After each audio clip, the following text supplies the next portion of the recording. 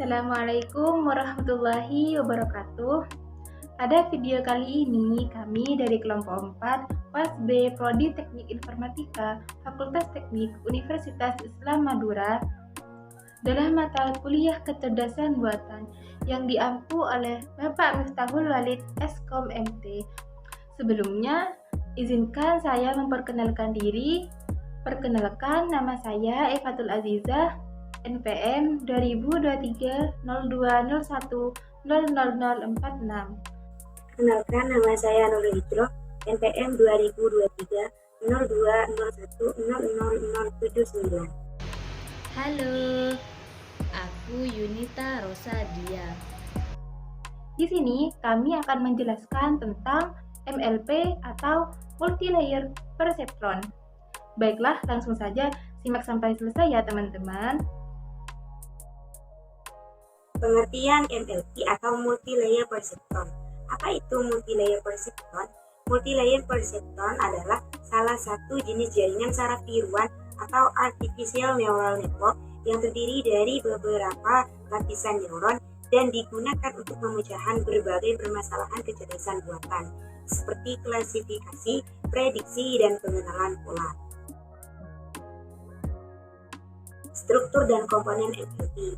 MLP ini terdiri dari 3 jenis lapisan utama. Yang pertama yaitu input layer, menerima data awal dari luar, dan yang kedua, hidden layers, memproses informasi di dalam jaringan. Ketiga, output layer, menghasilkan prediksi atau klasifikasi akhir. Setiap neuron pada lapisan akan terhubung ke semua neuron di lapisan berikutnya atau polyconnected. Komponen utama dalam neuron MLP yang pertama yaitu bobot atau weight, menentukan kekuatan koneksi antar neuron.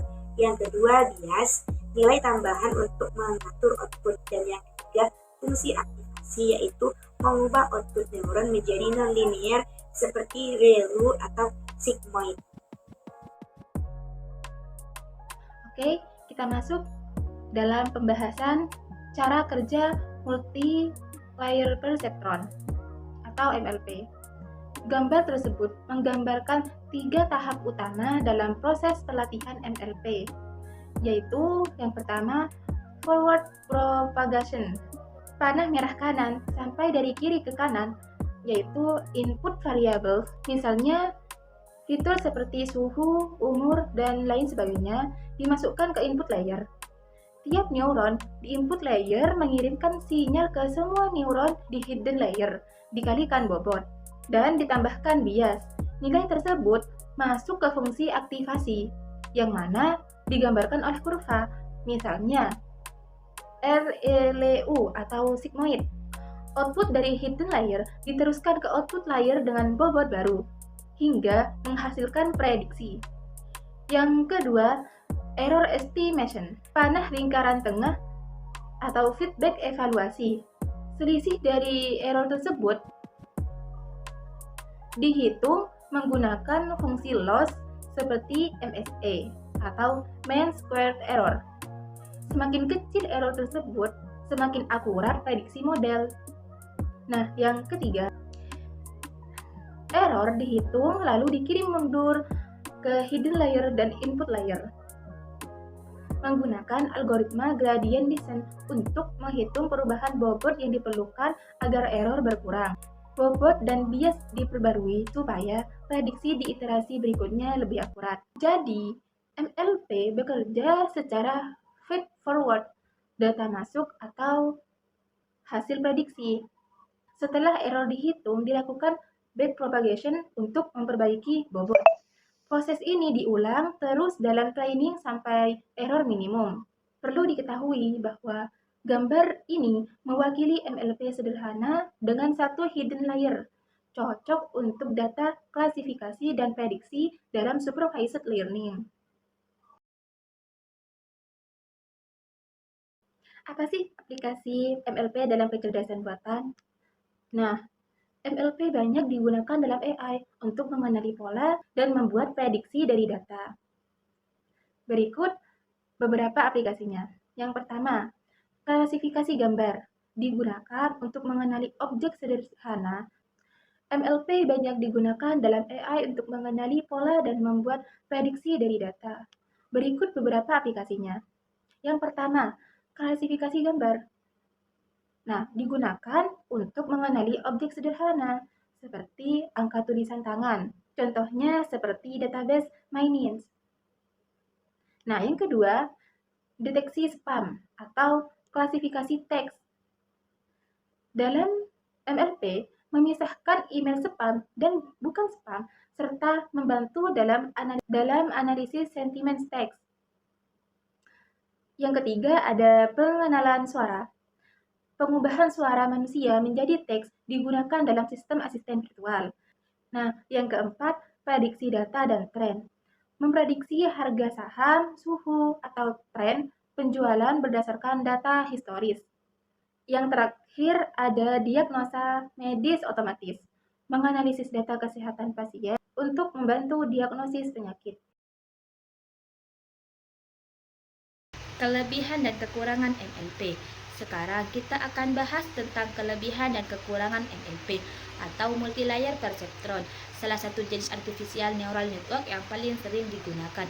Kelebihan MLP. Yang pertama, MLP mampu mempelajari pola-pola kompleks. Artinya, ia bisa mengenali hubungan nonlinear antar fitur dalam data yang seringkali sulit dipahami secara manual. Kedua, MLP sangat fleksibel dan bisa digunakan untuk berbagai tugas AI, mulai dari klasifikasi, prediksi, hingga pengenalan pola. Ketiga, MLP bekerja sangat baik dengan data terstruktur. Jadi, kalau datanya berupa tabel dengan banyak kolom, MLP ini sangat efektif. Dan yang terakhir, arsitekturnya fleksibel. Kita bisa atur jumlah layer dan jumlah neuron sesuai kebutuhan model kita. Kekurangan MLP. MLP tentu saja juga punya beberapa kelemahan. Pertama, MLP sulit dilatih jika datanya terlalu besar, apalagi jumlah layar terlalu dalam. Proses training bisa jadi sangat lama. Kedua, MLP rentan mengalami overfitting, terutama jika tidak ada teknik regularisasi seperti drop-out.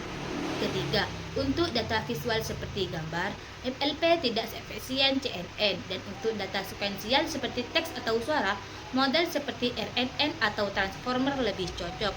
Dan terakhir, MLP tidak bisa menyimpan memori jangka panjang, sehingga kurang cocok untuk data yang memerlukan pemrosesan waktu atau urutan.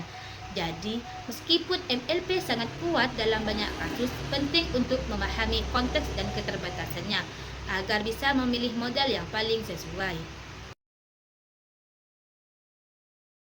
Kesimpulan.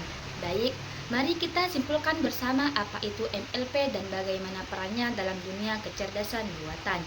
MLP atau multi-layer perceptron adalah bentuk dasar dari jaringan saraf tiruan yang terdiri dari beberapa lapisan neuron. Meskipun sederhana, model ini sangat bermanfaat dan digunakan secara luas dalam berbagai aplikasi AI. Cara kerja MLP melibatkan dua proses utama. 1. Forward propagation, yaitu proses menghasilkan output. 2. Back propagation, yaitu proses memperbaiki kesalahan dengan cara memperbarui bobot koneksi. Dengan pendekatan ini, MLP mampu mempelajari hubungan data yang kompleks dan bekerja sangat baik dalam tugas seperti klasifikasi, prediksi, dan pengenalan pola. Namun, kita juga harus sadar bahwa MLP memiliki keterbatasan, khususnya saat berhadapan dengan data visual seperti gambar atau data berurutan seperti suara atau teks. Dan kasus-kasus seperti itu, arsitektur lain seperti CNN atau RNN lebih direkomendasikan. Jadi, pemahaman tentang kelebihan dan kekurangan MLP akan membantu kita memilih model AI yang paling sesuai dengan jenis data dan kebutuhan proyek yang sedang kita hadapi. Sekian video presentasi MLP kali ini. Terima kasih sudah menonton. Wassalamualaikum warahmatullahi wabarakatuh.